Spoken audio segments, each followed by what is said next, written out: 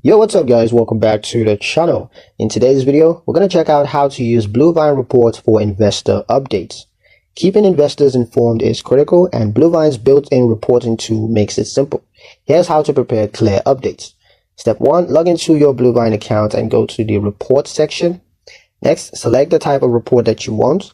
Options include cash flow, income, and expense summaries. Next, filter the data by time period, such as monthly or quarterly, depending of course on your investor reporting cycle. Export the report as a CSV or PDF for easy sharing, and review the data and highlight key insights like revenue growth, cost reductions, or available cash reserves. You can add context by noting major business wins or challenges during the reporting period. Send the published reports to investors via emails or integrate it into a presentation deck.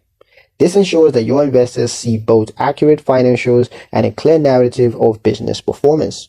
That's pretty much it for the video, guys. Hope you liked it. Hope you found the information here useful enough. If you did, like, share, and subscribe for more helpful tutorials. Thank you guys for watching, and I'll see you in the next one.